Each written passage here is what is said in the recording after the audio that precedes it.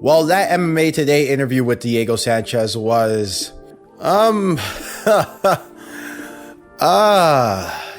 let's say it was interesting.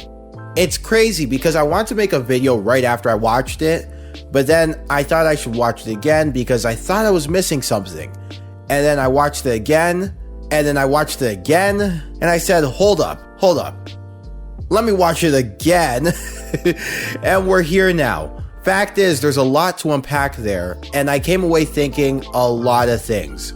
So because of that, we're making a top 10 list. I'm Michael from the Leg Kick, and here are my top 10 takeaways from Diego Sanchez's interview with MMA Today. Number 10, Diego Sanchez thinks the UFC is going to kill him. We're getting the big one out of the way here because, holy hell, man. Boy, that escalated quickly.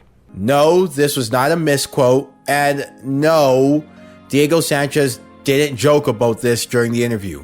Diego Sanchez actually did say and think that the UFC was going to kill him for speaking out. Sanchez said, quote, "I'm going to tell you guys, frankly, right now, I'm fearful for my mother life," which is already messed up, but it then gets better. He goes on to say, "I'm fearful for this company. This billion-dollar company monopoly worldwide is going to come after me. Something might happen to me in 2 years, maybe in a couple years.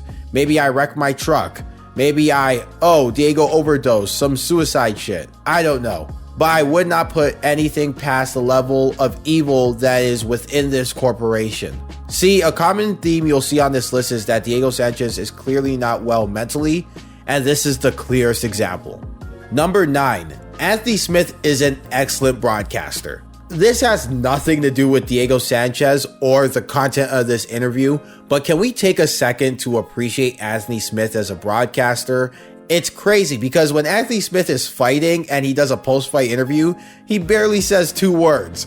But all of a sudden, he's on a broadcast and he looks like a seasoned vet. If you watch the full 42-minute interview with him, RJ Clifford, and Diego Sanchez, you would be hard-pressed to not be impressed with Anthony Smith. See what I did there? Oh, brother, this guy stinks! Number 8, the UFC allegedly denied Diego Sanchez his medicals. While there should be a spotlight on Diego Sanchez's mental state, there should be a negative spotlight on the quack that is Joshua Fabias, and there should be an outpouring of support from the MMA community. What gets overshadowed as a result is that Diego Sanchez brings up some legitimate gripes he has with the UFC throughout the interview. Perhaps the most damning thing is that at the end of the interview, he claims that he requested his medicals from the UFC, and the UFC has essentially not, quote, given him shit. Now, to be fair, there was leaked audio between Fabias and UFC's legal officer, Hunter Campbell, that gives a little more context to the situation.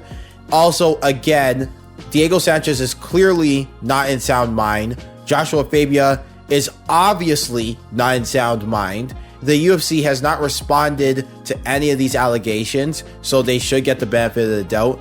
And quite frankly, no one has really pressed the UFC about the specific matter for one reason or another, so they shouldn't have to say anything about it. But it's still a big yikes, especially since there have been times where the UFC has dropped the ball or has seemingly dropped the ball in terms of fighter safety.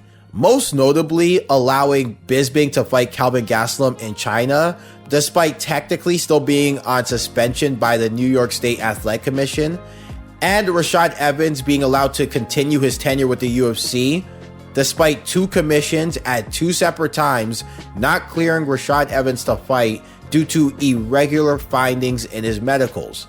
The point is, while you should take what Sanchez is saying with a huge grain of salt, you shouldn't brush over it either.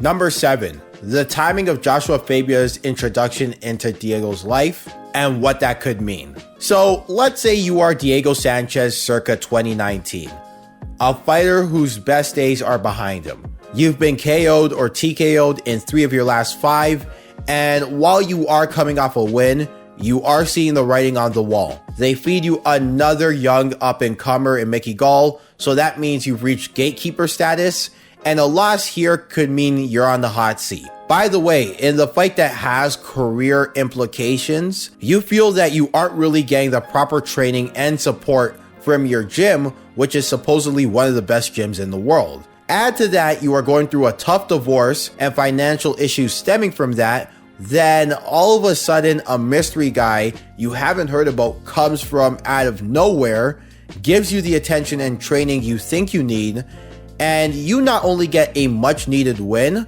but it's your most dominant win in years. Would you now stick with that mystery guy? See, a lot of people would say yes, because in a short time span, you saw massive results. Well, if Diego Sanchez's story is to be believed, that mystery guy is Joshua Fabias. And honestly, after hearing that, I got Diego Sanchez's attachment to Fabias. Now, don't get it twisted. All the evidence we've seen of Fabias falling flat on his face would lead a rational person to believe that Fabias most likely had nothing to do with Sanchez's success in that Mickey Gall fight. And by evidence, I mean footage of Fabias either confronting UFC names, confronting media, or stories and footage of his weird training methods, or the time he allegedly tried to use a quote death punch on Donald Cowboy Cerrone's friend and was promptly beat up for it. Yes, Fabias is a charlatan, but the point I'm trying to make is if Diego Sanchez's story is to be believed, then his loyalty to Fabias isn't out of nowhere, which is even more sadder because it leads me to realize that Fabias could be manipulating Sanchez without Sanchez being privy to it, because Fabias can just dangle the Mickey Gall win and the career implications of that win whenever Sanchez starts to realize something's up. Number 6, Sanchez claims Fabias tapped him out with ease. So take this with a mountain-sized amount of skepticism, but Diego Sanchez claims Joshua tapped him out in, quote, 40 seconds, the first time they rolled. Now, first off, even I'll say, yeah, okay, but let's say it did happen, and let's say Fabias legitimately tapped out the BJJ black belt Diego Sanchez in 40 seconds, then wow. This is also the part where I remind you that Diego Sanchez has never lost by submission in MMA. Well, except for the time the MMA GOAT, Isaac Marquez, showed him the truth. By the way, go read up on it. It's a really nice story what Diego Sanchez did for Isaac Marquez, who has Down syndrome. Anyway, back on Diego's claim. I'll flat out say I don't believe it, but the point here is that if Fabias really did tap out Diego Sanchez in 40 seconds, or in any amount of time during a legit rolling session, then I find that fascinating. And while we're on this, it could explain why other fighters like Emil Mech have put their trust in Fabias at some point in their career. Honestly, it does take a lot of suspension of disbelief to see Fabias actually being good at grappling, but I just found that little part of the interview fascinating. Number 5, Diego Sanchez pushed his wife away when she encouraged him to retire. So this one flew kind of under the radar for a lot of publications out there, but when Diego Sanchez was explaining the timeline of how he met Fabias, he explained that his wife was pushing Diego Sanchez towards retirement, and he took that as her not believing in him, and as a result, that set them on the road to divorce. Now, I'm paraphrasing, and typically I would leave divorce battles out of a list like this, but I think it actually does reflect Diego Sanchez's mindset at the time, and just how bad the situation for him in the UFC has gotten. Plus, in all honesty, this revelation made me conflicted.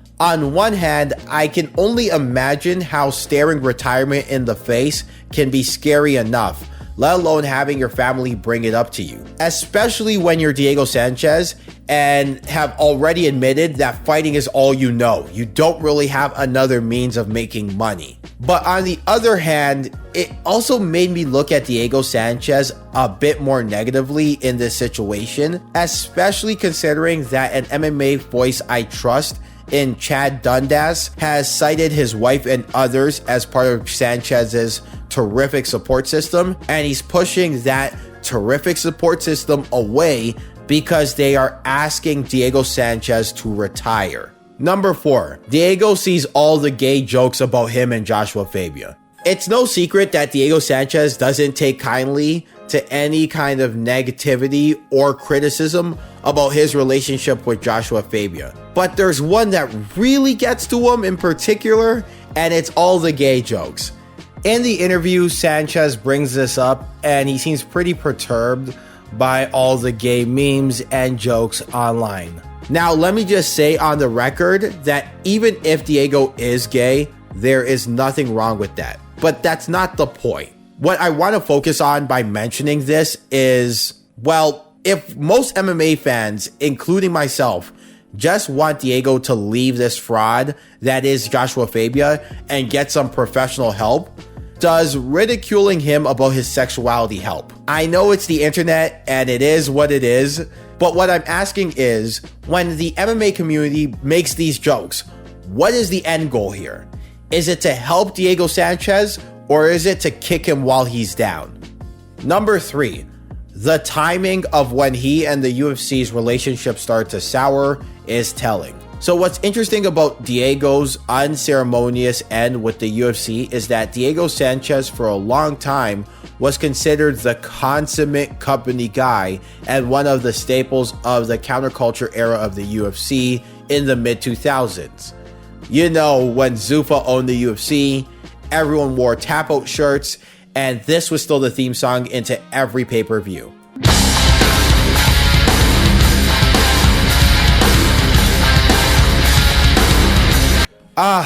Good times. But that relationship between Diego and the UFC has deteriorated to the point where he's now released.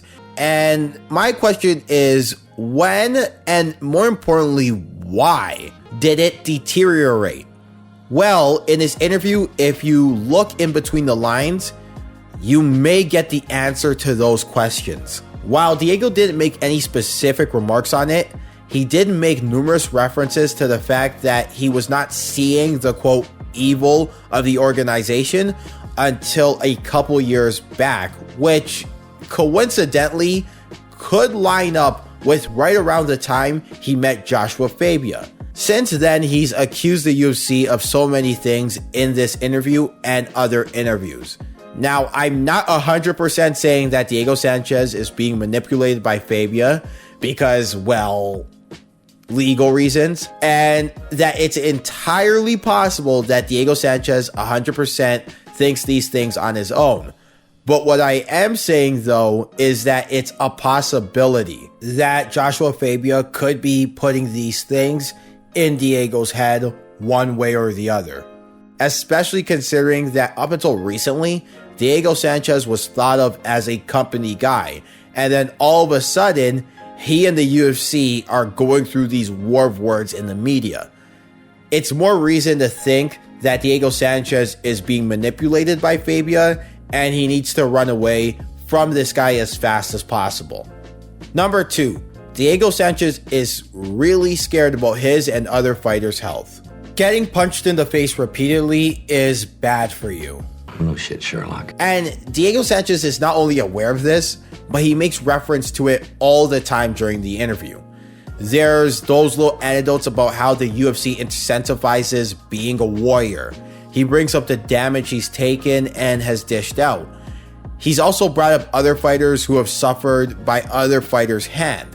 He even stated that he was gonna bring out former fighter Spencer Fisher in his corner as a show of support since Fisher is suffering from traumatic brain injuries. But the main thing is that while Diego Sanchez understands this, he feels that the UFC just, quote, chews you up and spits you out. Again, I think this is a legit gripe that he does have that has gone a bit unnoticed, but it's also a bit of a contradiction if you watch the full interview. See, while I think a portion of the fan base does wonder if combat sports could benefit from some sort of way to take care of fighters from a healthcare perspective, And while I would agree that it would behoove the UFC to provide some sort of pension plan or health benefits, this is where I also say to Diego, then why not retire and spare yourself from further risk of damage? But it seems like he pushes everyone away who encourages him to retire. And number one, Diego Sanchez really needs a friend. Look, if you were to strip away the Joshua Fabias manipulation saga away and all of the memes, some funny, some too far, and if you were to strip away Diego Sanchez's strained relationship from the UFC, then I think if you take an honest look at what Diego Sanchez is going through, then what you see is a man who can't compete at a high level anymore, feels that he's being abandoned by his gym, the organization he spent a decade and a half in, and even his ex-wife. This is a man who is also concerned about his health and a man who is really scared about his future post-fighting. I can sympathize with that. And it's a really sad situation. At the end of the day, all I want is for Diego Sanchez to get the help he needs and to land back on his feet. And that's my list of takeaways. Did I miss anything? Let me know in the comments. And while you're at it, please like and subscribe. I'm Michael from the Leg Kick, and until next time, take it easy, everybody.